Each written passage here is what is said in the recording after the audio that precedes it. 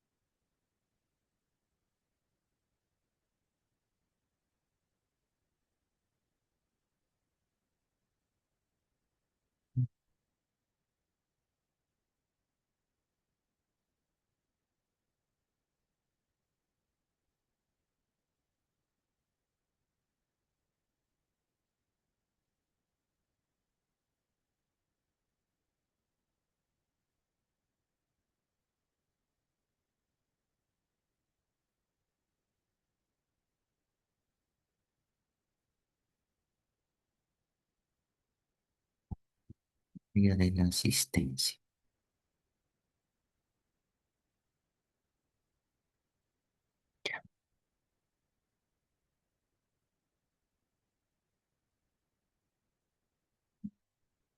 Doctor Cruzco Chachín Santos Germán,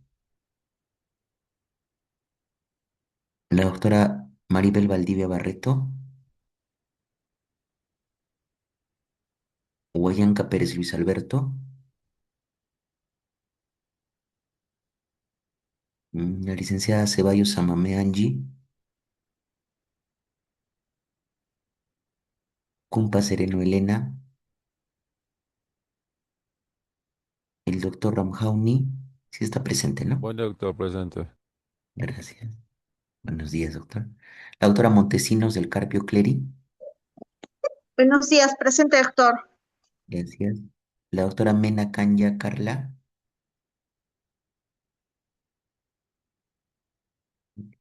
la doctora Medina Reyes Aldeide Patricia, Hinojosa Torres Carlos Javier, el doctor Hinojosa, el doctor Hugo Granados Manzaneda,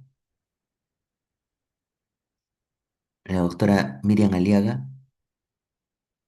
la doctora Sihuairo Peña Milagros, la doctora Jenny Taco Cuadros, el doctor Gallegos Orihuela Ibart,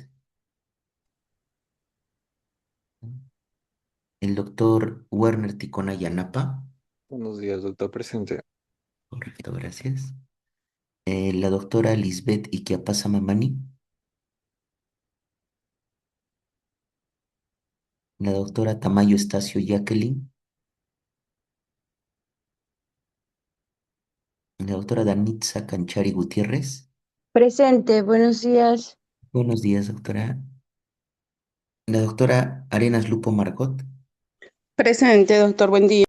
Buenos días. Y la licenciada Pachao Taco Angie. Vamos a ver el chat.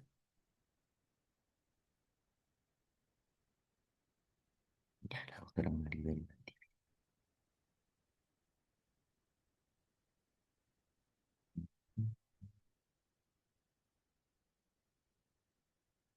Guardar. Y la doctora Elena.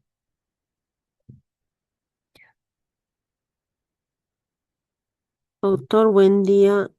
Sí, ya le estoy colocando su asistencia, doctora. No Ya, se preocupe. gracias.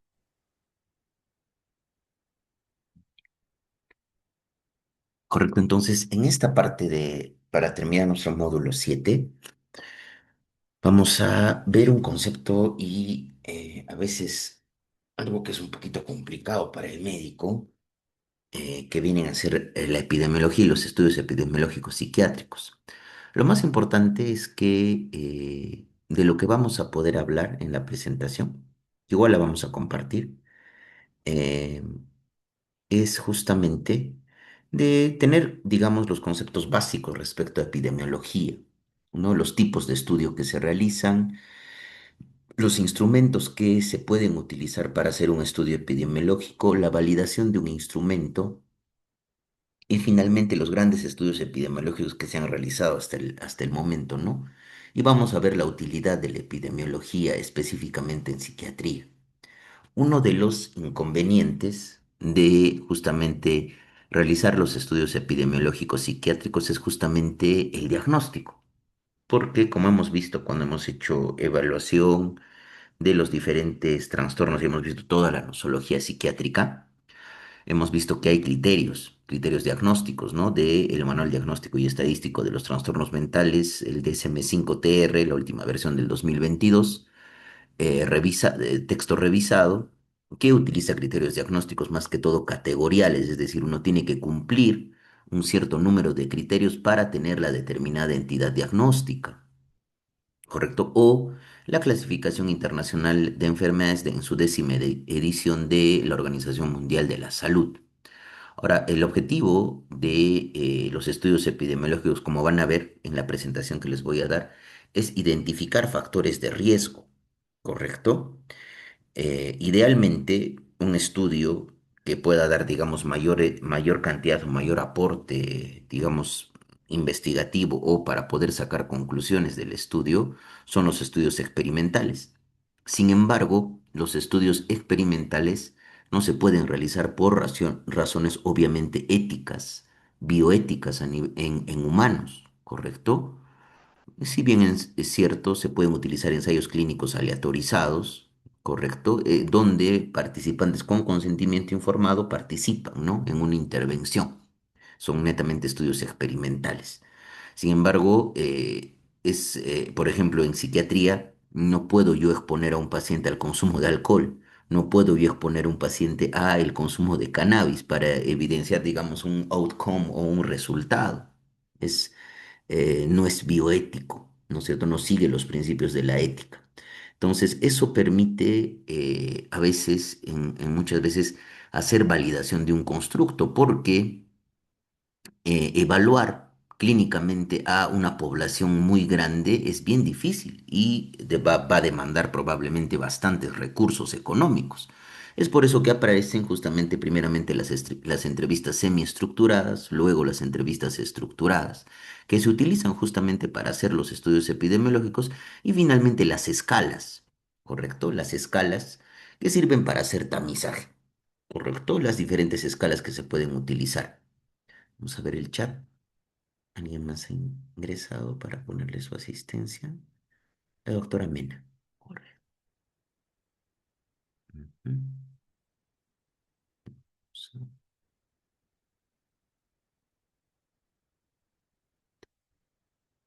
su asistencia.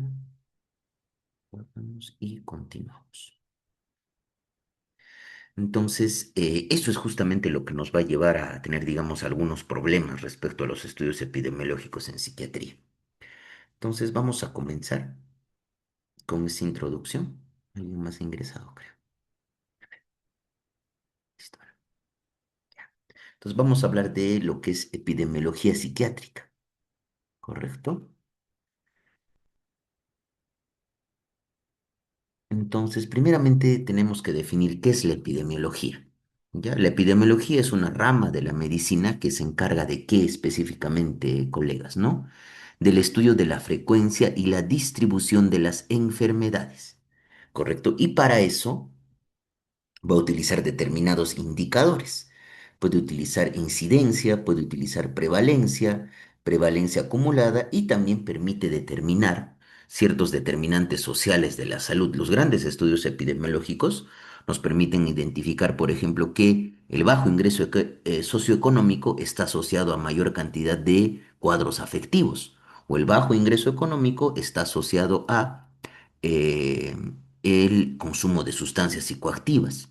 ¿Correcto? O la presencia justamente de eventos vitales estresantes durante la infancia o adolescencia es un factor de riesgo para el desarrollo de psicopatología en la edad adulta. ¿Correcto? Entonces, la epidemiología psiquiátrica estudia específicamente como una rama de la epidemiología la salud mental y los trastornos mentales en una determinada comunidad o en una determinada sociedad, ¿correcto? Para esto va a estudiar la frecuencia, los factores tanto protectores y causas, los condicionantes sociales de la salud mental y de la determinación de los trastornos mentales, el curso de un determinado trastorno mental y las consecuencias de los trastornos mentales, así como también la intervención con diferentes tipos de tratamiento, ya sea intervención farmacológica o la intervención psicoterapéutica, así como también el porcentaje de la cantidad de pacientes que tienen un determinado diagnóstico dentro de un trastorno psiquiátrico y que reciben atención médica, ¿correcto? Eso es muy importante a tener en cuenta. Entonces, vamos a hablar de la metodología. ¿Qué método utiliza la epidemiología psiquiátrica? Va a seguir los métodos que se utilizan en la epidemiología en medicina. Entonces, un estudio epidemiológico va a describir lo que sucede respecto a un problema de salud a nivel poblacional. Eso es lo primero que hace. Luego va a comprobar una determinada hipótesis. Si yo pienso, por ejemplo, que la falta de acceso a servicios de salud retrasa la atención de un episodio depresivo, voy a tratar de comprobar en un estudio epidemiológico esa hipótesis, ¿correcto? Así como también la efectividad de un tratamiento. ¿Correcto? Y para eso utiliza justamente como hemos visto, ¿no? Los diferentes indicadores. La prevalencia año, ¿correcto? Que viene a ser la cantidad de personas que durante un año van a padecer el trastorno en algún momento del año, ¿correcto? La prevalencia año. Y la prevalencia vida, que corresponde a la proporción de personas que en algún momento de su vida han padecido un trastorno. Entonces, eso es algo muy importante, ¿no? Los estudios de prevalencia que permiten identificar tanto la prevalencia año, así como también la prevalencia vida. Y lo más importante probablemente de un indicador epidemiológico es la prevalencia vida, porque nos vamos a dar cuenta que en los estudios que les voy a presentar, aproximadamente de 10 personas, 4 personas en algún momento de su vida van a desarrollar un episodio depresivo. ¿Correcto? Y eso es algo muy importante a tener en cuenta en los estudios epidemiológicos. Vamos a ver el chat. ¿Quién más ha ingresado? El doctor Luis Guayanca, correcto. Vamos a colocar aquí su asistencia.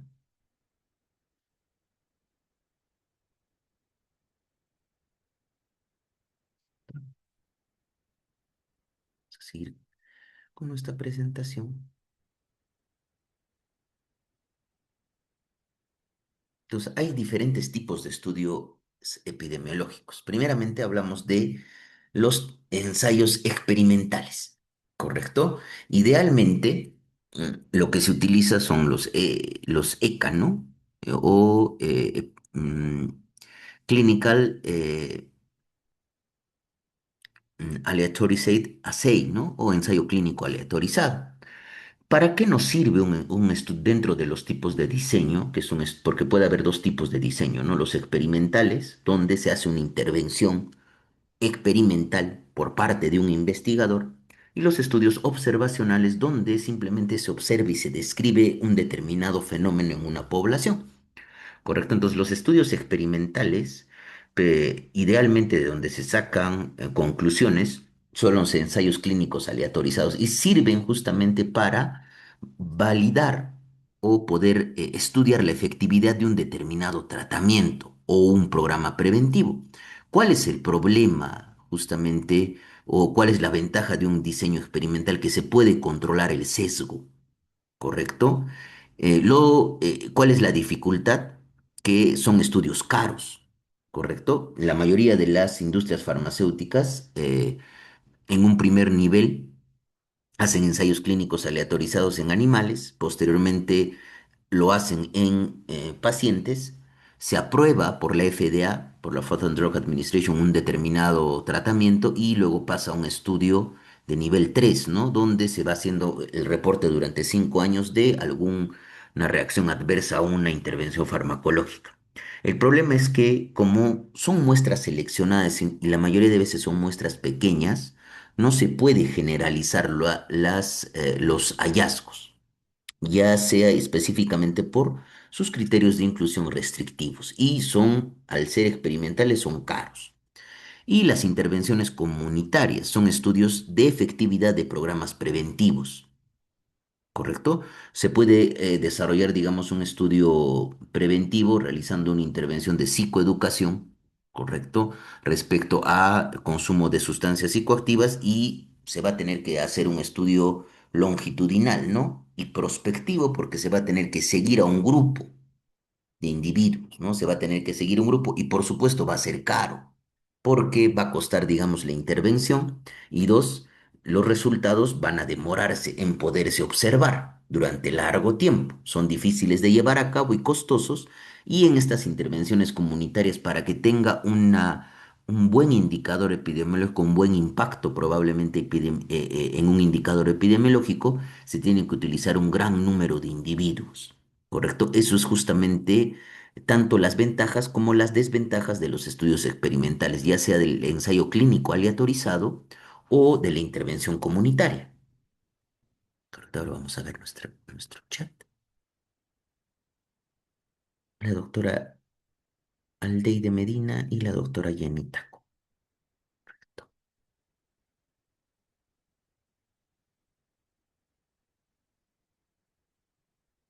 Ujú.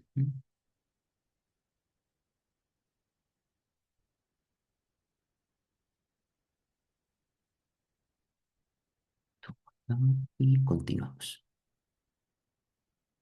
Entonces, justamente esas van a ser las dificultades, ¿no? Fuera de los estudios experimentales tenemos justamente los estudios observacionales, ¿correcto? Y vamos a tener estudios observacionales analíticos, ¿correcto? Y el tipo de diseño. Y dentro de los estudios observacionales analíticos, también vamos a tener estudios observacionales netamente descriptivos y estudios ecológicos, ¿correcto? Vamos a hablar un poco de los estudios observacionales analíticos, ¿correcto?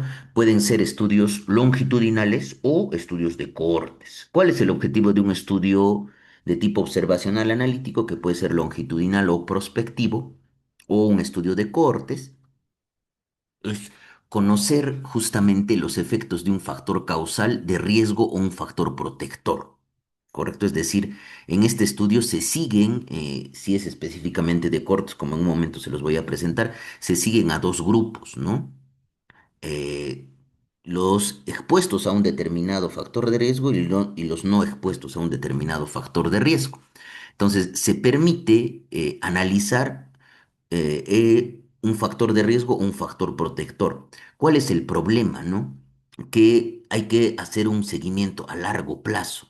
Por ejemplo, un estudio observacional analítico longitudinal es el estudio clásico que todos conocemos en eh, mm, problemas cardiometabólicos, el estudio de Framingham, ¿no es cierto? Que se sigue una cohorte de Framingham.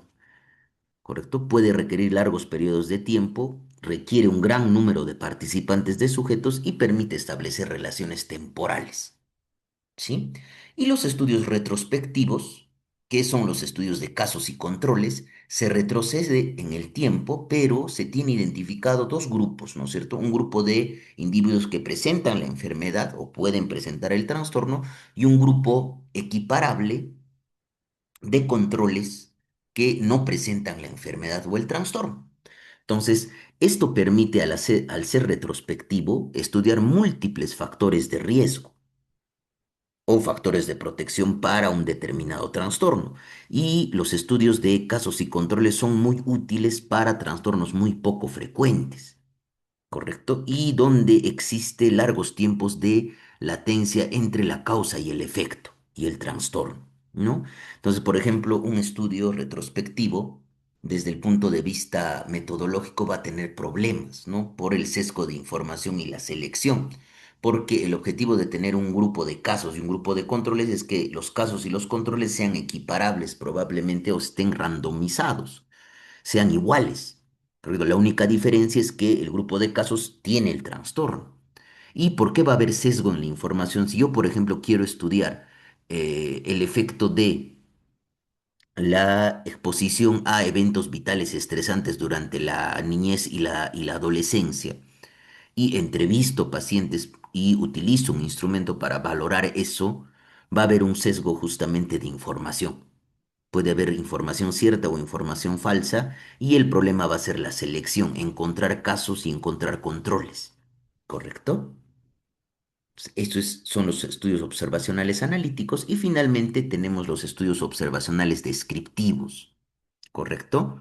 Los estudios observacionales descriptivos son la mayoría de estudios justamente que se hacen, ¿no? Desde el punto de vista de clase, son transversales porque solamente se realiza la medición en un momento del tiempo y permiten, por ejemplo, un estudio epidemiológico que hace un estudio transversal, eh, permite valorar la prevalencia de una determinada enfermedad, ¿correcto? Es decir, la prevalencia puntual y la prevalencia vida permite o conocer la carga de una enfermedad, puede plantear el hecho de una hipótesis respecto a un factor etiológico causal, pero no permite, digamos, demostrar la hipótesis etiológica. Nos permite identificar factores etiológicos o causales, ¿correcto? Pero no va a permitir establecer una asociación entre causa-efecto, ¿correcto? Esos son los estudios descriptivos en salud de prevalencia. Y dentro de los observacionales descriptivos, y también tenemos los observacionales descriptivos longitudinales o de cohortes, ¿no? Son estudios descriptivos del curso de un trastorno y permiten justamente estudiar la evolución de un determinado trastorno a lo largo del tiempo, ¿correcto? Y es importante, ¿por qué no? Cuando uno utiliza, por ejemplo, yo quiero seguir, ¿no? Un estudio de cohortes de una cohorte de pacientes con trastorno afectivo bipolar tipo 1, ¿correcto? Entonces, ¿cuál es el problema? Que voy a tener primeramente que seleccionar pacientes con trastorno afectivo bipolar tipo 1 y hacerles un seguimiento a largo plazo para ver el outcome de estos pacientes, ¿correcto? Pero ¿cuál va a ser el problema? La pérdida de sujetos del estudio durante el seguimiento, ¿correcto?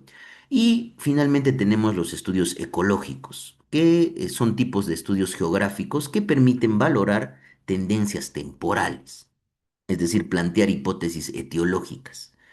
Permite en un estudio ecológico relaciones entre causa y efecto realizadas no a nivel individual, sino a nivel poblacional. Ahora, muchas veces se falla en atribuir una determinada causa y hay dificultad en el control de factores confusores, ¿correcto? Los estudios ecológicos son fáciles justamente de realizar. ¿Por qué? Porque normalmente nosotros, eh, por ejemplo, se puede valorar, digamos, eh, el Producto Bruto Interno. Tenemos esos indicadores que nos los da el Instituto Nacional de Estadística e Informática, ¿correcto? El Producto Bruto Interno, eh, la tasa de fallecidos, la tasa, por ejemplo, de suicidios, y eso se puede estudiar, ¿no? Pero se estudia de manera poblacional, ¿correcto? Con indicadores poblacionales para poder asociar eso, ¿sí? Entonces, si bien es cierto, ustedes están viendo, hay diferentes estudios. Lo importante es conocer justamente cuáles son las ventajas y las desventajas de cada uno de ellos, ¿correcto? Idealmente, si uno quiere hacer investigación experimental, es un ensayo clínico aleatorizado. Pero la mayoría de veces los estudios que vamos a describir son estudios transversales descriptivos que valoran la prevalencia de un determinado trastorno utilizando justamente un instrumento que puede ser una entrevista semiestructurada o una entrevista estructural, ¿correcto? Y acá tenemos justamente esto, los estudios de cohortes, que ya hemos dicho, se parte de una exposición a un factor causal de riesgo o un factor protector. Y ahí ponemos a dos grupos, ¿no? Un grupo de expuestos y un grupo de no expuestos. Y al final se valora la incidencia de la enfermedad u otro resultado, ¿correcto? Y los estudios de casos y controles. Se parte del trastorno, ¿correcto? Es decir, tenemos un grupo de enfermos y un grupo de no enfermos, ¿correcto? Pero se tiene que hacer la equiparación al momento de hacer que el estudio sea randomizado, ¿no? Es decir, que sea comparable el grupo de enfermos y el comparable el grupo de no enfermos, ¿no? Y se va estudiando longitudinalmente, se sigue a estos dos grupos o retrospectivamente también se puede hacer y se hace la prevalencia de exposición a un determinado factor de riesgo, ¿correcto? ¿Y cuál es el problema justamente en la epidemiología psiquiátrica? En epidemiología en medicina, por ejemplo, sí se puede estudiar un constructo de enfermedad, ¿no? Porque hay un gol estándar para poder identificar, por ejemplo, tuberculosis. El gol estándar es el PCR, ¿no es cierto? El PCR para identificar un paciente con positivo para Mycobacterium tuberculosis. Entonces se puede utilizar eso. Sin embargo, en psiquiatría nosotros no tenemos un gol estándar para poder decir este paciente tiene depresión, es decir, un indicador biológico o un indicador específicamente de enfermedad. ¿Correcto? Ese es el problema y es el problema de la evaluación con estos instrumentos. ¿Correcto? Y el problema de la evaluación con los instrumentos parte de, uno, la fiabilidad de los mismos, es decir, si permite medir lo que yo pretendo medir. La reproducibilidad, por reproducibilidad, ¿a qué me refiero, colegas, no? A que si yo utilizo este instrumento y puedo identificar un episodio depresivo, otra persona puede utilizar el instrumento y también puede identificar episodio depresivo. Eso es reproducibilidad. La validez, ¿correcto? Es la validez de constructo. Es decir, que este instrumento sea válido para lo que yo pretendo medir. Creo van muy de la mano con el concepto de fiabilidad y validez. Y dentro de eso se tiene la validez de constructo para un instrumento, ¿correcto? Y se utiliza justamente para los diferentes estudios epidemiológicos entrevistas semiestructuradas o entrevistas estructuradas que ya están validadas, ¿no? Por ejemplo, la Schedule Clinical Assessment for Neuropsychiatry, que utiliza ya los diagnósticos, son entrevistas semiestructuradas. Los diagnósticos CIE-10 y DSM-5 es como si fuera una lista de chequeo, ¿no? Mientras vamos evaluando un paciente. Es una. Otra es la entrevista clínica estructurada para el DSM-5, ¿correcto? Que también se utiliza, o la que se utiliza más que todo en Europa, que es la CIDI, ¿no? La entrevista diagnóstica internacional compuesta, estructurada. Posterior a que se identifica determinados trastornos, se puede utilizar a estos grupos de individuos para poderles aplicar test más específicos y finalmente que después de hacer ese tamizaje sean evaluados por un especialista. ¿Correcto? Porque recuerden, ¿no es cierto? Esto siempre les he indicado, ¿no? Un instrumento, independiente de su validez, de su fiabilidad, de su fiabilidad, de su reproducibilidad y de su validez como constructo, no va a reemplazar la evaluación clínica. Nunca va a reemplazar la evaluación clínica. Es por eso que se utilizan estos instrumentos para poder hacer tamizaje y para poder identificar de manera epidemiológica los diferentes trastornos. Acá, por ejemplo, les presento esta parte de la reproducibilidad de un determinado instrumento, ¿no? Acá tenemos dos grupos de pacientes que tienen para el evaluador B, para el evaluador A que tienen presente el trastorno, ausente el trastorno, presente el trastorno, ausente el trastorno. Y vamos a valorar la reproducibilidad del instrumento. Y la reproducibilidad del instrumento se valora a través del estadístico kappa, ¿sí? Donde una reproducibilidad aceptable, como yo les decía, la reproducibilidad es que yo, por ejemplo, aplique el instrumento y me identifique episodio depresivo, y ustedes en su población apliquen el instrumento y también identifiquen el episodio depresivo. Entonces, esa es la tasa de interreproducibilidad, ¿no? Y para eso se utiliza el estadístico kappa. Y acá tenemos la formulita del estadístico kappa en función justamente de nuestra tablita. P sub 0 se observa a partir de PC, ¿correcto? Y es atribuible justamente a el chance de poder identificar un determinado trastorno. Y acá tenemos la fórmula, ¿no? Se suma A más D sobre la cantidad total de sujetos y PC, ¿correcto? Viene a ser A más C por A más B más D por C más D sobre N al cuadrado. Y eso permite identificar el estadístico kappa, ¿no? Haciendo esta fórmula aritmética. Y eso es justamente más que todo en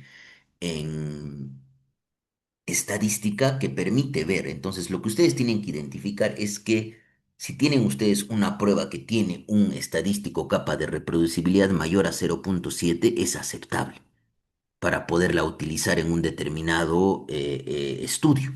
Eso es algo muy importante en esa parte, ¿sí?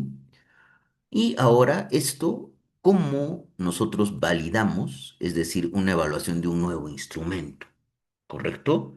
Acá tenemos los criterios de un instrumento y ese instrumento está midiendo la presencia de un trastorno o la ausencia de un trastorno. Y por este lado, donde les estoy señalando con el cursor, tenemos un nuevo instrumento, ¿correcto? Y para eso es lo que se utiliza, ¿no? La sensibilidad, la especificidad, el valor predictivo positivo y el valor predictivo negativo respecto a un determinado instrumento, ¿no? La sensibilidad viene a ser la capacidad que va a tener un nuevo instrumento de identificar justamente los pacientes que realmente tienen un determinado trastorno, ¿correcto? Por eso se mide como A sobre A más C, ¿correcto? Y la especificidad viene a ser la capacidad que tiene un instrumento para identificar aquellos individuos que no tienen un trastorno, ¿correcto?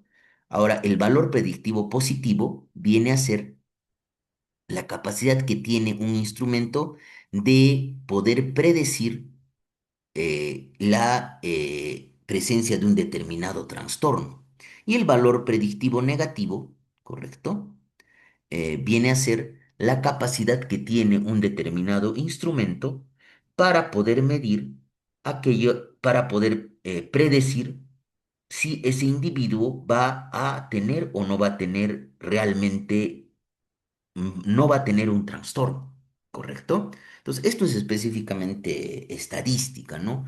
Pero al momento de que se utiliza un determinado nuevo instrumento, se hace estas pruebas para poder identificar y posteriormente se hace una prueba piloto, ¿no?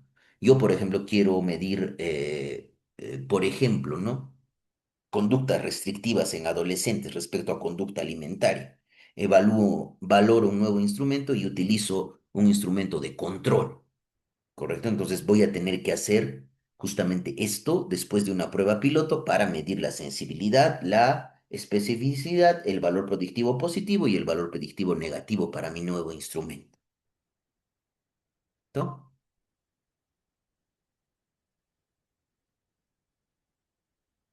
Y luego tenemos los grandes estudios epidemiológicos. En 1980, colegas, se desarrolló el primer gran estudio epidemiológico, que es el Epidemiological Catchment Area, ¿correcto? Y este estudio, el Epidemiological Catchment Area, utilizó todavía los criterios del DCM-3, versión revisada, ¿correcto? De ahí se fueron realizando diferentes estudios epidemiológicos en Estados Unidos, patrocinados por el National Institute of Mental Health de Estados Unidos, ¿no? En 1986 se realiza el Epidemiologic Catchment Area Revisit y luego se utiliza el National Comorbidity Survive y el National Comorbidity Survive Replication, que es justamente de donde yo les traigo estos datos, ¿no? Donde se utiliza justamente la CIDI, la CIDI y la CIT, ¿sí? Entrevistas estructuradas. Y valoramos, y generalmente estos son estudios observacionales, analíticos, no, observacionales descriptivos de tipo transversal, porque solamente se mide en una sola oportunidad, pero permite identificar la prevalencia a lo largo de la vida y la prevalencia anual. Y miren, cuál es probablemente el trastorno en el National Comorbid Survive Replication Study del año 2000. Este es del año 2004, ¿correcto? ¿Qué se identificó? Miren, ¿no? La prevalencia a lo largo de la vida para la población estadounidense de desarrollar un trastorno depresivo es de casi 17, ¿correcto? Después del trastorno depresivo mayor viene justamente el abuso de alcohol. ¿Sí? Después del abuso de alcohol vienen las fobias, tanto la fobia específica como la fobia social, y luego viene justamente el abuso de drogas, ¿correcto? Tengamos en cuenta eso. Y la prevalencia al año va a ser justamente 6,7, casi va de la mano, ¿no es cierto? Son más casos probablemente de fobia específica anuales que la prevalencia justamente a lo largo de la vida. Entonces, identificar la prevalencia a lo largo de la vida es útil para poder diseñar intervenciones específicas para tratar de reducir eso, ¿no? Específicamente para trastorno depresivo mayor y abuso de alcohol. Y el Instituto Nacional de Salud Mental Lidero Nogucho Honorio Delgado hace pues estudios epidemiológicos. El último es el que se hizo en el 2020, correcto, que en algunas presentaciones que yo les he traído respecto a trastornos específicos les presentaba, ¿correcto? Y un estudio que se hizo hace poco, el 2019, en tres hospitales grandes a nivel sur, en Moquegua, en Puno y en Arequipa, donde se incluyó a población del Hospital Regional Honorio Delgado. ¿Correcto? Estos son grandes estudios epidemiológicos que permite identificar, pero son estudios transversales, observacionales, descriptivos. ¿Correcto? Permiten identificar prevalencia a lo largo de la vida y la prevalencia anual, ¿correcto? Y acá tenemos otro gran estudio epidemiológico. Este estudio epidemiológico es justamente patrocinado por la Organización Mundial de la Salud. Es justamente el estudio de la iniciativa de World Mental Health Survey Initiative, ¿no es cierto?, del 2004 y son las diferentes características de los países participantes, ¿no? Acá participaron Colombia, esto es patrocinado por la OMS, no patrocinado justamente por el National Institute of Mental Health, que patrocinó ese estudio específicamente en Estados Unidos, sino es un estudio, digamos, global, donde incluye a Colombia, México, Estados Unidos, Bélgica, Francia, Alemania, Italia, Holanda, España, Ucrania, Líbano, Nigeria, Japón, Pekín y en dos ciudades de China, ¿no? En Pekín y en Shanghái. Y se hizo, justamente acá se utilizó la CIDI, la entrevista compuesta internacional, que es una entrevista estructurada, y permitió identificar justamente prevalencias, ¿correcto? Y miren, dense cuenta, ¿no? Los cuadros de ansiedad, así como también los cuadros afectivos, son bastante prevalentes, específicamente en Estados Unidos. Después de la ansiedad y los cuadros afectivos vienen los trastornos por control de impulsos y por uso de sustancias. Para cualquier trastorno mental, miren, la presencia de cualquier trastorno mental va a variar de acuerdo a cada país, mucho más frecuente en Estados Unidos, ¿correcto? Y acá tenemos para cualquier trastorno mental la prevalencia, que va desde 4,3 hasta 26,4, mucho más prevalente en Estados Unidos, ¿no? Entonces, el riesgo para cualquier trastorno mental de este estudio realizado en el 2004, para cualquier trastorno mental a nivel de estos países participantes, en mayor grado va entre 4 a 26,4. Es decir, por lo menos entre 4 a 25 personas van a presentar un trastorno mental a lo largo de su vida, de 100 personas. Entonces, ¿es un indicador alto? Por supuesto que sí. Entonces, este tipo de estudios nos permite identificar, ¿no es cierto?, factores de riesgo. Entonces, hasta ahí hemos podido ver, y es justamente corta la presentación porque son indicadores, es conocer tipos de estudio, conocer los outcomes y también ver, más que todo, la parte de lo importante que es la epidemiología psiquiátrica para identificar trastornos. ¿No? Entonces, hasta ahí hemos terminado la parte de epidemiología psiquiátrica. Como ustedes pueden ver, no es muy largo. no es muy largo. El doctor Ibar Gallegos está, pero el objetivo netamente es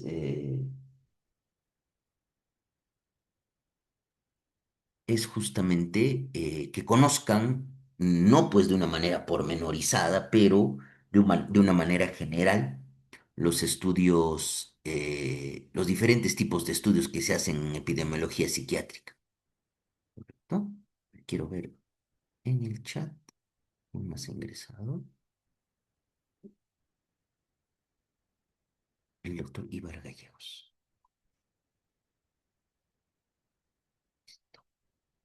Ujú. Entonces yo creo que hasta ahí hemos podido terminar lo que es epidemiología psiquiátrica, ¿sí? Ahora les pregunto, ¿tienen alguna duda respecto a lo que les he podido explicar? ¿Algo que no haya quedado claro? Por favor.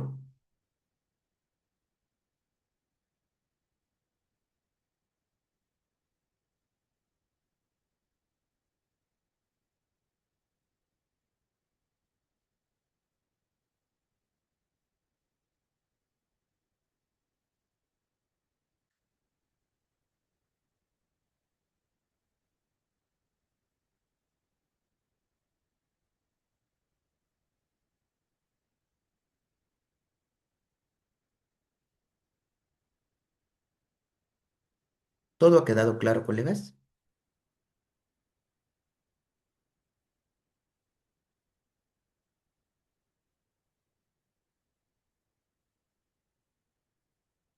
Sí, ¿no?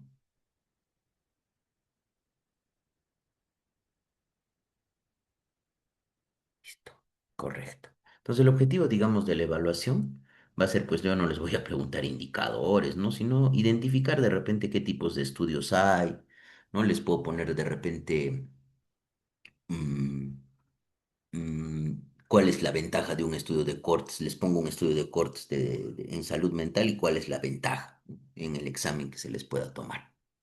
¿Correcto? Y con eso hemos terminado la parte de epidemiología psiquiátrica y ahora vamos a ir a lo que nos falta, que es violencia y salud mental.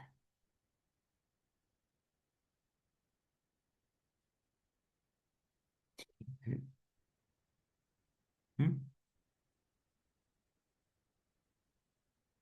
Violencia y salud mental. Es algo muy frecuente últimamente la violencia, ¿no es cierto? Desde todo tipo, desde todo punto de vista. Vamos a ir a... Es una presentación también corta, colegas, y justamente por eso les daremos 5 minutos para que puedan tomar algo y después ya continuamos, ¿correcto? Mientras, también, por favor, los que puedan ingresar, lo bueno es que las clases están grabadas y después de eso vamos a poder identificar y poder precisar cuándo les voy a tomar los dos exámenes que tenemos pendientes, ¿ya? Pero más que todo con el tiempo y el tiempo para que puedan repasar. Recuerden, como ustedes han visto, yo les tomo el examen exclusivamente de las cosas que realizo en las clases, ¿correcto? Porque es más que todo ese es el objetivo, ¿sí?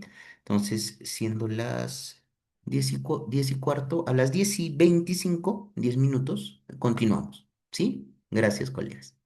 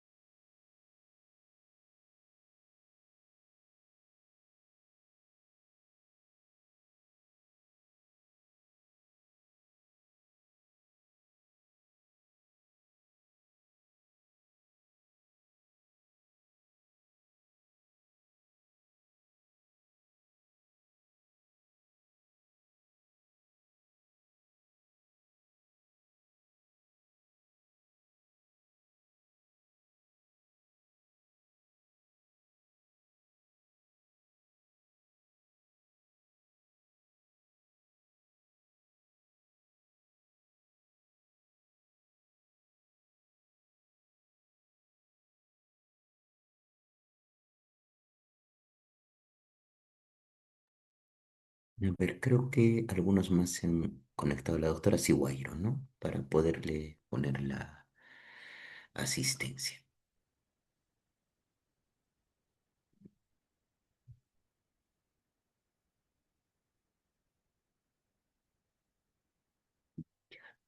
Pues vamos a tratar el último tema ya de nuestro módulo, que viene a ser violencia y salud mental, ¿sí?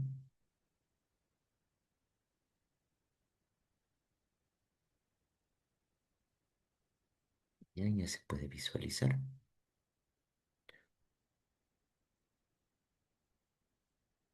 Mm,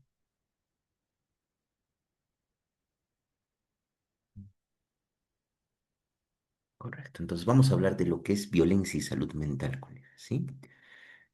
Entonces, primeramente tenemos que hablar de las generalidades respecto a violencia y salud mental, ¿sí? Pero vamos a ver quién más se ha conectado. Sí, a ver, vamos a... Sí, ya le puse la asistencia a la doctora Siguairo. Ya. Entonces, en general, tenemos que entender mm, la violencia ahora, en este tiempo, desde un punto de vista, desde un marco ecológico, en el cual tanto las causas, es decir, la etiología o la causa de origen de la violencia y sus consecuencias son ubicadas en múltiples dimensiones.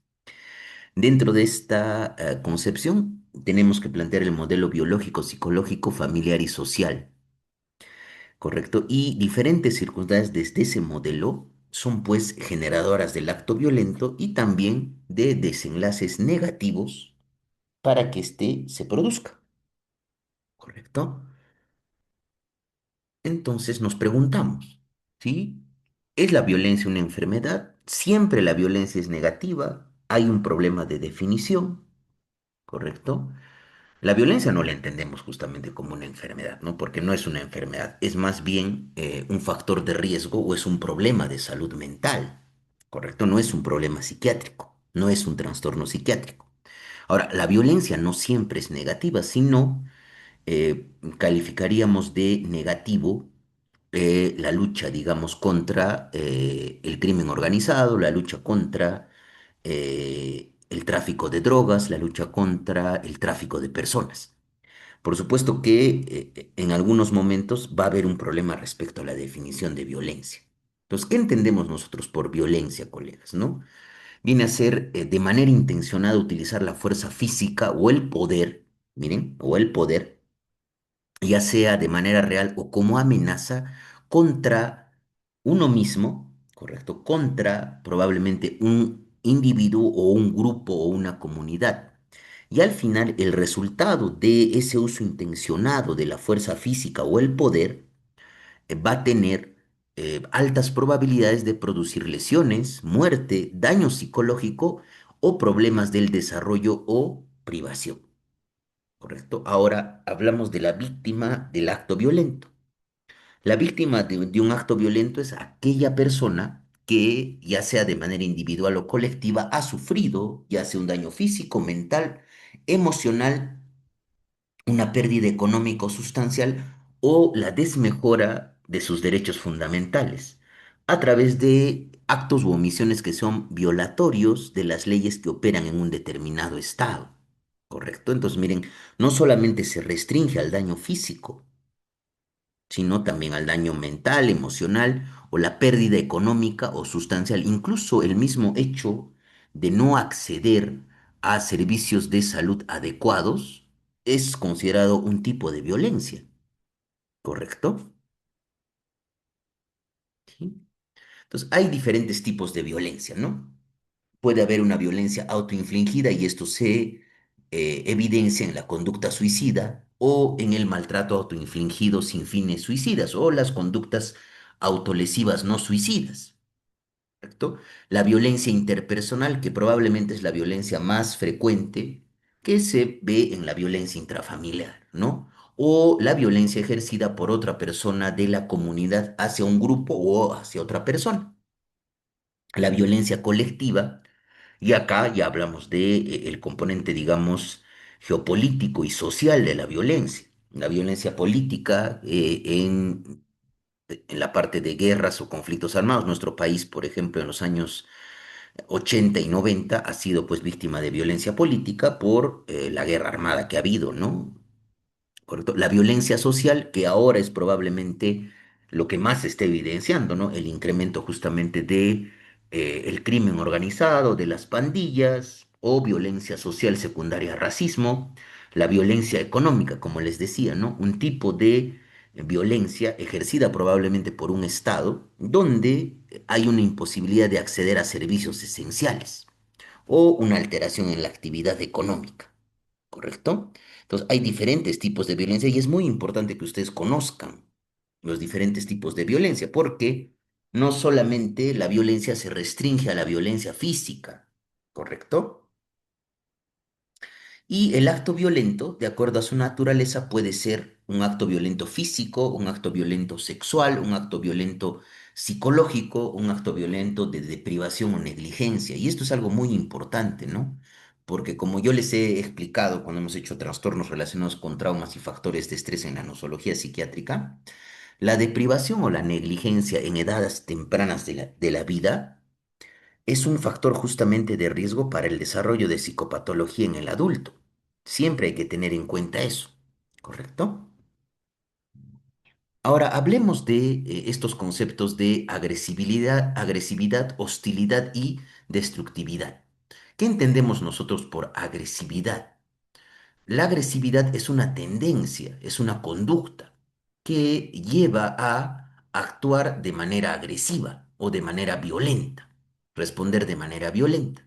La agresión justamente es la propia conducta, es la consecuencia de un paciente puede tener agresividad, tiene la tendencia a responder de manera violenta y puede finalmente desarrollar una conducta, que es la agresión, ¿correcto? Y es el acto de acometer a alguien para matarlo, herirlo o hacerle daño. Recuerden que siempre la violencia busca hacer daño, ¿correcto? No todo paciente con algún trastorno psiquiátrico es violento, ¿correcto? Incluso más los pacientes con trastornos psiquiátricos tienen más riesgo de ser víctimas de un acto violento que el resto de la población. ¿Ya? Y la hostilidad es esta cualidad o actitud de ser hostil, mucho más pasiva probablemente que la agresividad, la cual es una tendencia. La destructividad es justamente una tendencia, solamente es un comportamiento exclusivo del ser humano, ¿no? Nosotros no podemos encontrar, por ejemplo, un león que se actúe de manera destructiva, que cree, por ejemplo, un aparato o una bomba para poderse destruir a sí mismo. O sea, la destructividad es propia del ser humano, es un comportamiento casi exclusivo del ser humano. Y la agresividad, recuerden que la agresividad, colegas, es necesaria para la supervivencia y la realización del individuo, pero cierto grado de agresividad. Pero dense cuenta que la destructividad no tiene otro fin que la destrucción en sí misma, ¿correcto?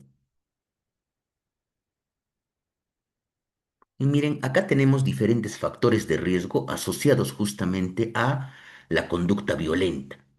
Puede haber factores demográficos, es mucho más frecuente una conducta violenta en individuos jóvenes de sexo masculino con escaso nivel educativo, bajo nivel socioeconómico, que tengan antecedentes penales o que pertenezcan a una pandilla o a un grupo, digamos, social que tiende justamente a realizar actividad delictiva. En antecedentes, que el paciente tenga conducta violenta previa, que haya sufrido o haya sido víctima a violencia familiar o haya sido víctima de violencia o maltrato durante la infancia, ¿correcto? Que haya consumo de sustancias, uno de los factores predictivos más importantes de la presencia de conducta violenta es el consumo de sustancias, ¿correcto? Que exista acceso a armas de fuego, problemas para el control de impulsos y la toma de riesgos, ¿correcto? Problemas, el contexto psicosocial, por supuesto, la falta de trabajo, problemas financieros, falta de un lugar, digamos, fijo de residencia y problemas médicos. Un paciente puede ponerse violento por una patología médica, específicamente el delirio, ¿no es cierto? Es decir, un estado alterado de conciencia con fluctuación del nivel de atención. Que el paciente tenga un traumatismo encefalocraneano, pacientes justamente con trastorno neurocognitivo, demencias, pacientes con problemas metabólicos, una cetoacidosis diabética, una encefalopatía hepática, una encefalopatía renal, puede generar violencia. O que exista justamente algún tipo de alteración a nivel del sistema nervioso central. Un paciente con encefalitis se puede comportar con conducta violenta. Y los problemas psiquiátricos, ya lo hemos dicho, ¿no? El uso de sustancias psicoactivas, que hay una dependencia a sustancias psicoactivas y específicamente dos tipos de trastorno, ¿no? El trastorno de inestabilidad emocional de la personalidad de tipo límite y el trastorno disocial de la personalidad. Porque son trastornos donde probablemente hay mayor riesgo de desarrollo de conducta violenta.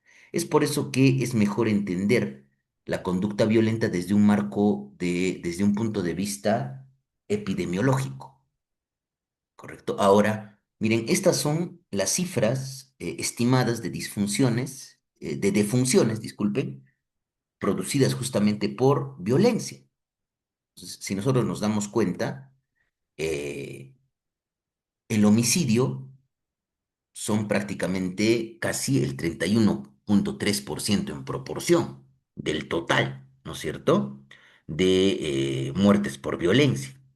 El suicidio, compete, digamos, un tipo de violencia autoinfligida, 49,1%, y el conflicto bélico, por supuesto, 18,6%. Ahora, ¿por qué es importante de repente identificar? Y esto es justamente el estudio de la carga global de enfermedad para el 2000, ¿no?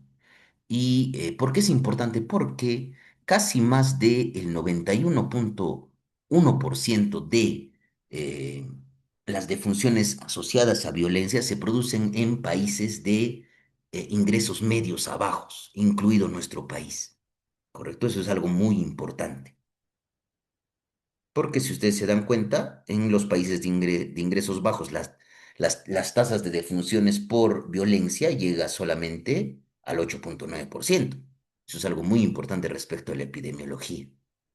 Y miren, esto es justamente la tasa de homicidio entre jóvenes entre 10 y 29 años y con una distribución justamente global, ¿no?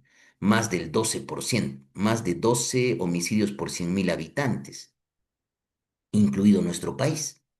Y esto justamente está asociado a qué, ¿no? Está asociado a bajo ingreso socioeconómico y subdesarrollo. Entonces, ¿qué sucede en nuestro país? Esto es justamente datos justamente del año 2016, del año 2017 respecto a tipos de violencia según justamente distribución de edad y según sexo. Recuerden que la violencia se presenta en mayor frecuencia entre este intervalo de entre los 12 hasta los 60 años, ¿correcto? Pero en este intervalo se presenta mucho más entre 30 y 59. Y la violencia es mucho más frecuente hacia una mujer, ¿correcto? La violencia a la mujer, tanto violencia familiar eh, como la violencia sexual. Sí, es mucho más frecuente, es decir, la mujer es mucho más, tiene mayor riesgo de ser víctima de un acto violento, no solo desde el punto de vista familiar, con violencia intrafamiliar, que es la más frecuente, sino también como ser víctima de violencia sexual. Eh, es por eso que eh, tenemos que pensar en las estrategias de prevención de la violencia, ¿correcto? Desde un modelo ecológico y comunitario. ¿Qué sucede, por ejemplo, en nuestro país, ¿no? Departamentos con la mayor cantidad de violencia de tipo sexual. Entre enero a agosto del 2017, Lima, y después de Lima está Junín, y miren, dense cuenta, en cuarto lugar está Arequipa, quinto lugar está Arequipa, con 214. Y las tentativas de feminicidios, ¿no? Y hay una tendencia hacia el alta, ¿no? Y esto es justamente reportada por los centros de emergencia mujer. donde hay tentativas de feminicidios. ¿Correcto? Hay una línea de tendencia y nosotros nos damos cuenta, miren, desde el 2009, en cierta manera ha disminuido, pero posteriormente hasta 124, ¿correcto? Y miren, hacia 2016 hay una tendencia. ¿Correcto? Hacia víctimas de feminicidio, hacia el alta. Entonces, ¿qué está sucediendo con esto, no? Esa es la gran pregunta. ¿Qué factores están determinando que exista mayor violencia contra la mujer? No solamente familiar, sino también violencia sexual y el hecho que termine probablemente en feminicidio, que eso es lo que no queremos que suceda. Entonces, ¿cómo vamos a entender la violencia? Desde una perspectiva ecológica. ¿Y a qué me refiero desde una perspectiva ecológica? Entendiendo que un individuo está dentro de un grupo más grande, que es la familia, tiene relaciones intrafamiliares, esa familia está incluida dentro de una comunidad y esa comunidad está incluida dentro de una sociedad que está incluida dentro de un Estado. ¿Cuál es la ventaja de este modelo, del modelo ecológico de la violencia? Que se pueden diseñar estrategias específicas de intervención a cada nivel. ¿Correcto? Es decir, se pueden diseñar estrategias de prevención tanto primaria, secundaria y terciaria a nivel individual, a nivel familiar, a nivel comunitario y a nivel sociedad. Entonces, la estructura de la sociedad va a ser determinada por el clima social que existe, las normas sociales, las normas culturales. La parte sociocomunitaria, podemos intervenir a nivel de escuelas, lugares de trabajo, vecindarios y a nivel de las eh, relaciones a nivel de familia, amigos, pareja, compañeros. Por ejemplo, las relaciones interpersonales con el contacto, por ejemplo, con pandillas.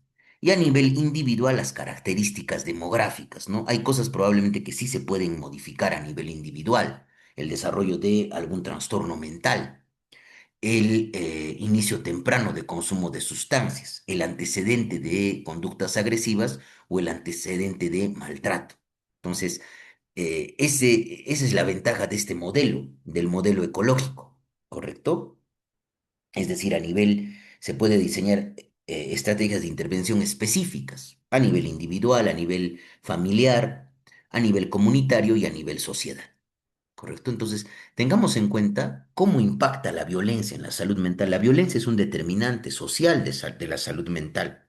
Recordemos que hay determinantes biogenéticos que nosotros no vamos a poder modificar. Los genes, los recursos psicológicos, las habilidades personales, determinantes familiares, crianza, apego, satisfacción de necesidades básicas, determinantes sociales, representaciones sociales, valores sociales, factores económicos, factores socioculturales, redes sociales, medio ambiente, estilos de vida que sí se pueden modificar y finalmente factores como desastres naturales, las pandemias, la propia violencia es un determinante en el desarrollo de la salud mental, la corrupción, la desmoralización. Entonces hay una interacción constante entre la salud mental y la resiliencia, esa capacidad de adaptación justamente a circunstancias adversas. El objetivo es que no se presenten conductas anormales y esa conducta anormal no se transforme en un trastorno psiquiátrico, ya sea un cuadro de ansiedad, un cuadro depresivo o afectivo, un trastorno por uso de sustancias o incluso hasta una psicosis. ¿Correcto? Entonces, se entiende a la violencia, como ya les he indicado, como un factor de riesgo para desenlaces negativos, primeramente en la salud en general y luego también, por supuesto, en la salud mental. Entonces, se va produciendo, colegas, una carga alostática. ¿A qué me refiero como una carga alostática? Es decir, se van sumando los estresores a lo largo de la vida de un individuo. Va a generar esto alteraciones neuroendocrinas. Y desde este punto la violencia se puede entender como un evento estresante, capaz de generar cambios sobre un sustrato genético individual. Y específicamente dónde es más susceptible el cerebro cuando se desarrolla justamente un problema o un evento estresante como la violencia, específicamente durante el crecimiento y maduración. es sensible a estos cambios inflamatorios y metabólicos. Entonces, hay experiencias adversas en la infancia. Esto va a generar cambios endocrinos, metabólicos, neurofisiológicos que finalmente se van a observar como alteraciones emocionales, cognitivas y conductuales. ¿Correcto? Y acá tenemos justamente cómo probablemente el trauma temprano o infantil sobre ciertos factores predisponentes genéticos, epigenéticos, ambientales y familiares va a alterar, como ya lo hemos visto, el eje hipotálamo hipófiso adrenal. Va a hacer que se libere mayor cantidad de hormona liberadora de corticotropina, se incremente la respuesta noradrenérgica y refuerce sobre factores de riesgo, ¿correcto? En niños, específicamente espacio reducido, inactividad psicomotora, un ambiente hostil, refuerce la vulnerabilidad hacia disminución del factor neurotrófico derivado del cerebro. Y esto va a tener un compromiso tanto cognitivo como un compromiso a nivel emocional. Entonces, a nivel cognitivo va a haber dificultades de aprendizaje, alteración en los procesos cognitivos superiores y a nivel emocional mayor riesgo de depresión, ansiedad o aislamiento. Pero los factores protectores como enseñar a la madre a que haya ambiente enriquecedor respecto al aprendizaje, que se estimule psicomotrizmente del niño y que se pueda de repente priorizar las necesidades básicas del niño respecto a el apego en la primera infancia. Eso es algo muy importante, tengamos en cuenta, ¿no? Entonces, ¿es un factor de riesgo una experiencia adversa en la infancia y las consecuencias neuroendocrinas? Por supuesto que sí. Y tengamos en cuenta esto, ¿no? Y esto lo dicen los estudios, como hace poco hemos hecho epidemiología psiquiátrica y hay pues el odds ratio sirve para valorar, digamos, cómo un determinado factor es un factor de riesgo para el desarrollo de un determinado trastorno, ¿correcto?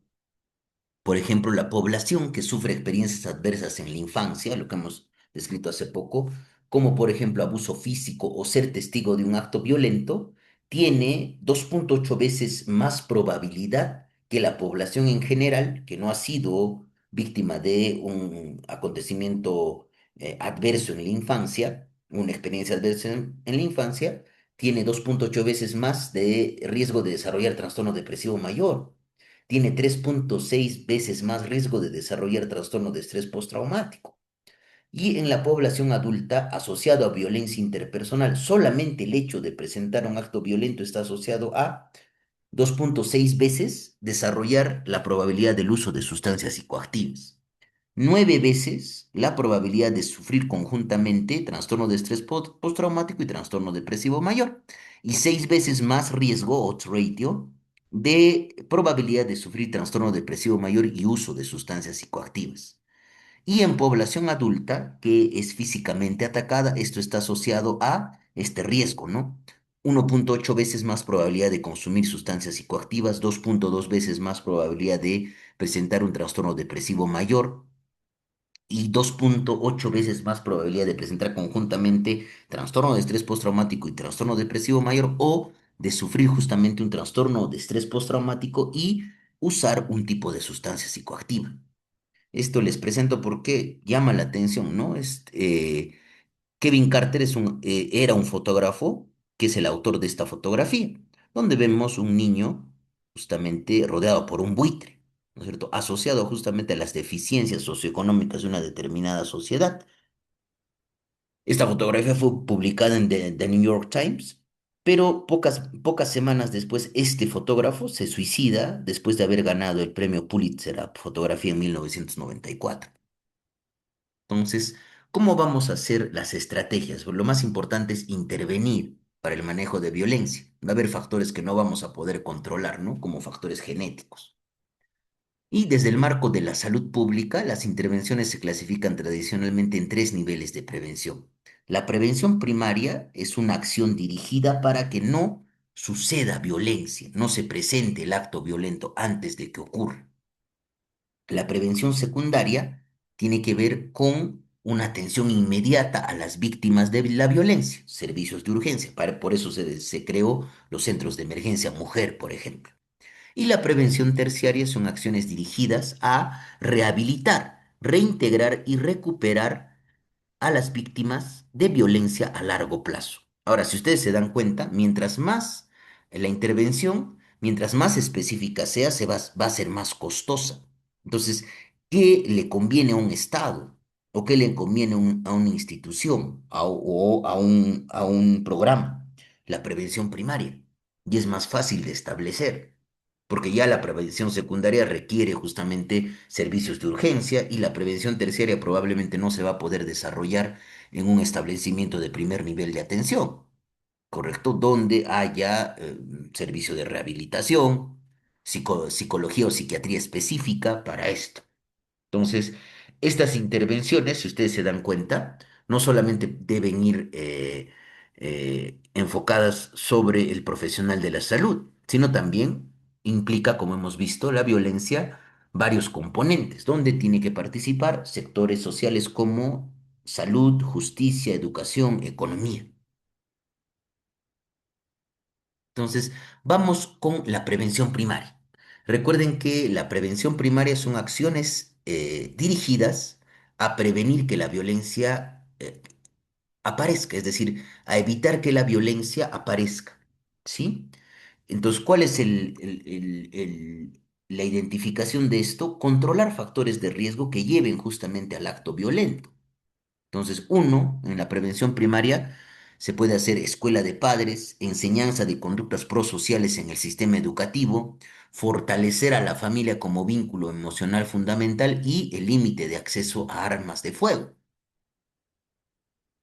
Es la prevención primaria. Y la prevención secundaria tiene que ver con acciones centradas en las respuestas más inmediatas a la violencia, es decir, la atención de las víctimas de violencia de manera inmediata. Entonces muchas veces se hace pues este psychological debriefing, catarsis psicológica. eh, Otra intervención es fortalecer las capacidades de liderazgo y apoyo social y sentimiento de pertenencia a la comunidad. Porque muchas veces las personas que presentan enculturación, correcto, es decir, el grado de apropiación de una comunidad a su cultura, cuando hay migración, son o mm, actores de violencia o son víctimas de un acto violento. Entonces, con el objetivo es tener un grado, digamos, de propiedad hacia una determinada cultura, disminuye el impacto negativo de la violencia sobre la salud mental. Mejorar los servicios de salud mental para el tratamiento de víctimas de violencia y psicoeducación. Entonces, ¿cuál es el objetivo de la prevención secundaria? La atención a las víctimas de manera inmediata de la violencia a través de esas intervenciones. Y finalmente, la prevención terciaria que se hace justamente mucho más costosa y tiene que ser más especializada, son acciones dirigidas hacia la reintegración, recuperación y rehabilitación de las víctimas de violencia a largo plazo. ¿Correcto? Entonces se trata de reconstruir tanto la parte física como los vínculos individuales y sociales de la comunidad afectada. Entonces se va a hacer rehabilitación de las víctimas de violencia sociopolítica, psicoterapia individual y grupal con fortalecimiento de los vínculos familiares e interpersonales o entrenamiento laboral básico. ¿No? Nuestro país, por ejemplo, ha sido víctima de violencia y específicamente en las comunidades de la Sierra Central por la guerra armada, el conflicto armado entre los 80 y 90. Y las intervenciones desde el manejo de violencia desde el modelo ecológico. A nivel individual, ¿qué se puede hacer? Tratamiento de los individuos que tienen un determinado trastorno psiquiátrico, porque el hecho de tener un trastorno mental, específicamente la dependencia a sustancias psicoactivas, es un factor de riesgo para cometer violencia. Modificar también las actitudes y comportamientos en individuos que ya se han hecho violentos o corren riesgo de atentar contra sí mismos y fomentar actitudes y comportamientos saludables en los niños y jóvenes durante el desarrollo. Ahora, en la parte de la relación del individuo con su familia y con su entorno inmediato, formación parental, programas de tutoría, programas de terapia familiar, visitas domiciliarias y formación en actitudes relacionales. Esto específicamente respecto a la violencia intrafamiliar y se centra en problemas intrafamiliares e influencias negativas del entorno. Ahora, es muy importante también influir en los tipos de relaciones que la víctima y el perpetrador del acto violento mantienen con su entorno. Entonces, como les digo, ¿no? La ventaja del modelo ecológico es que se puede diseñar estrategias específicas a cada nivel. Y a nivel comunidad, ¿cuál va a ser el objetivo? Primeramente, concientizar a a la población sobre el problema de la violencia, promover acciones comunitarias, ofrecer a la víctima atención y apoyo y campañas educativas, ¿no? Modificación de entornos, programación para ámbitos específicos con intervenciones comunitarias coordinadas y tiene que ser desde el punto de vista intersectorial. No solamente tiene que participar salud, sino también tiene que participar probablemente em, la parte de la comunidad, el Ministerio de Justicia, el propio gobierno. Y finalmente, el modelo para las intervenciones a nivel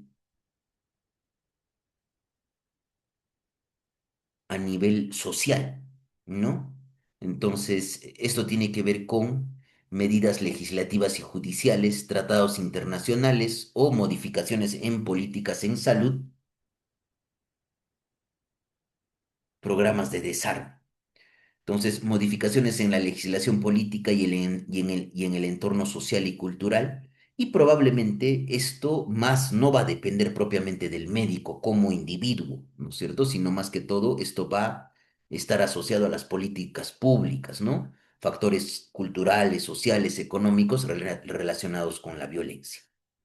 Y siempre recordemos esta frase de Ignacio Martín Baró, ¿no? No hay salud sin paz, sin justicia y sin dignidad humanas. ¿Correcto? Entonces, con eso, colegas, hemos terminado todo lo que corresponde a nuestro último módulo. ¿Correcto? Ahora voy a dejar de compartir la pantalla.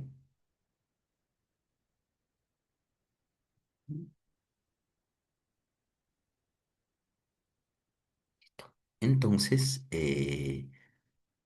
lo que quiero, digamos, quedar con ustedes, teniendo justamente un calendario a la mano, es, primeramente tenemos que tomarles el examen, y esto en coordinación con Abdías, les tengo que tomar el examen de el módulo 4, es decir, que quedaba justamente,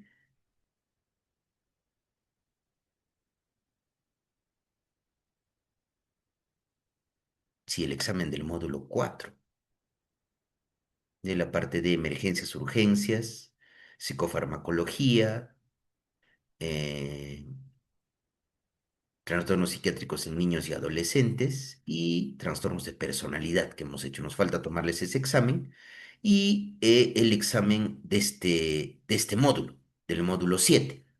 A ver, permítanme un momentito, voy a traer un calendario y vamos a ver cuándo les tomamos para que puedan, digamos, ponerse también al día y el Colegio Médico Consejo Regional 5 pueda emitirles el certificado correspondiente. Ya.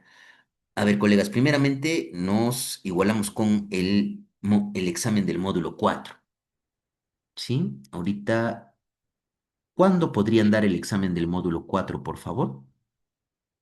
Considerando que hoy día es 3 de mayo.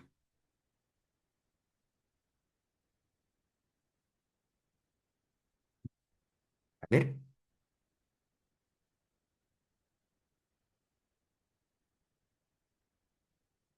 estaría bien que de repente den el examen del módulo el domingo 24 o pueden darlo el domingo 17. A ver, el 17. O de repente hoy. A ver, ¿quiénes opinan por el 17? El 17, ¿ya? Del módulo 4, ¿ah? Del módulo 4. Ya el 17,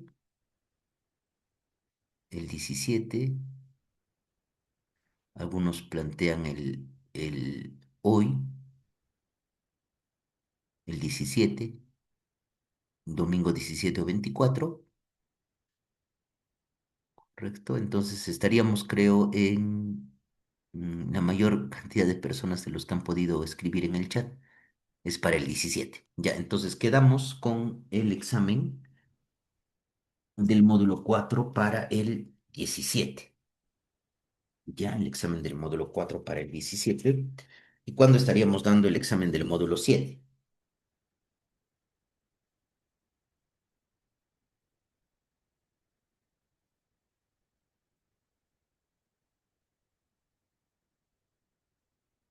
17.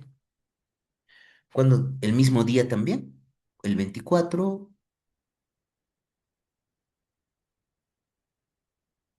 o el domingo 31? No sé, ustedes indiquen, ¿no? Este módulo, ¿el 24 o el 31? A ver. Sí, es preferible de repente no darlo el mismo día o quieren darlo el mismo día. Ya. Creo que la mayoría está opinando por el 24 el examen del módulo 7. Ya. Entonces ahora inmediatamente voy a compartirle con Abdías las diapositivas de este módulo. Entonces el examen del módulo 7 el 24. Entonces estamos quedando en eso para poder elaborar las preguntas y compartir con Abdías. Me ha estado pidiendo las preguntas, también ha sido mi responsabilidad no enviarle porque he estado eh, bien ocupado. Entonces vamos a escribirlo en el grupo mejor. Sí,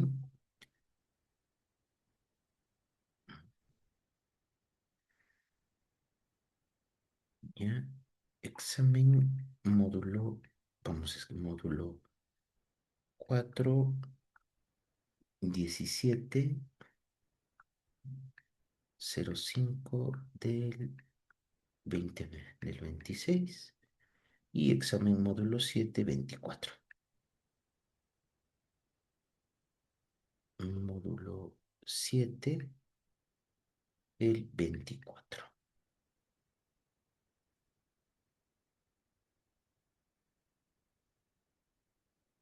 del 2026. Listo. Ya lo he enviado para que no tengamos ningún problema. Ahora mismo le voy a compartir también las presentaciones a Abdías.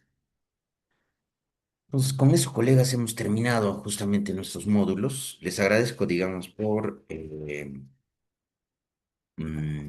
haber participado en el diplomado. Espero que el desarrollo más bien mil disculpas a veces por ustedes saben que todos tenemos tiempos y por más que todos los tiempos o los turnos en el hospital les tuve que programar o reprogramar algunos módulos, pero lo más importante es que estamos cumpliendo con eh, las competencias y las actividades que teníamos que desarrollar en cada módulo. Por supuesto, siempre es muy importante su opinión respecto a si han percibido la información útil y lo más importante es que se haya podido desarrollar aprendizaje. Recuerden que siempre el médico está en constante aprendizaje. Nunca nosotros vamos a dejar de aprender como médicos, ¿sí? Y lo más importante es que probablemente tengamos, digamos, en cuenta la salud mental de cada uno de nosotros y posteriormente la salud mental de nuestros pacientes. Incluir en la evaluación en atención primaria la evaluación en salud mental. Es muy importante. Es muy, muy, muy, muy importante, ¿no? Y lo más importante es que hay que tratar de siempre actualizarnos. ¿Sí? Ahora ya yo les dejé mi número telefónico. Tienen mi número telefónico en el grupo para cualquier eventualidad, para cualquier cosa que necesiten. Yo soy médico, como les he indicado, asistente del Hospital Regional Honorio Delgado, del Servicio de Psiquiatría, y hago docencia justamente en universitaria, en los cursos de psicopatología y psiquiatría en la Facultad de Medicina de la Universidad Católica de Santa María. ¿Sí? Entonces, para cualquier eventualidad en la cual ustedes necesiten cualquier tipo de consejo o ayuda, tenemos el número, tienen mi número telefónico personal para poder comunicarse conmigo, ¿correcto? Entonces, estamos quedando que el examen del módulo 4 sea el 17 y el examen del módulo 7 sea el 24. ¿Correcto? Entonces ya voy a coordinar yo con Abdías para compartirle el examen. Igual el examen lo van a tener todo el 17 para poder desarrollar y todo el 24 para poderlo desarrollar. Con todo lo que hemos avanzado, ¿tienen alguna pregunta? ¿Alguna duda? Doctor, disculpe, ¿para qué lo suba al sistema el señor, ¿cómo se llama? ¿Abdías? Abdías. ¿Sí? Sí, sí, para que lo suba, por favor, porque cuando por lo menos uno entra a la página de lo del diplomado, Ujú. a veces no está todavía subido en el sistema para Ya, poder sí, revisar. yo ahorita le voy a enviar el módulo 4 y el módulo 7 para que lo puedan revisar ahora inmediatamente que nos queda un poco de tiempo. Sí, hoy mismo lo estoy subiendo. Gracias, doctor. Ya. ¿Listo? ¿Alguna duda más? ¿Qué tal puedo usar después de mi vida? Consulta respecto a los certificados. Sí. Quisiera saber cómo hacer los certificados, si hay que hacer algún pago adicional. Y bueno, ¿para cuándo nos Esto presentarían? justamente hay que coordinarlo con Abdías. Abdías les va a comunicar eso, me imagino que en el grupo. Ah, ya, ya, doctor, ok. Sí. Espero que haya sido, digamos, hem- eh, hemos podido de repente estar, digamos, a la talla de poder dar un diplomado, ¿no? Siempre, por supuesto, hay errores que tenemos que ir construyendo respecto a la enseñanza. Y vamos, digamos, siempre buscando, digamos, el beneficio de los colegiados. Por eso justamente el colegio médico nos invita justamente a poder dar el diplomado en salud mental, que ha sido algo alentador para mí ver, digamos, que haya médicos interesados en la salud mental. Y han visto que no solamente es eh, algo, digamos, solo del psiquiatra. Se han dado cuenta. El médico en general tiene que tener en cuenta la salud mental, ¿correcto?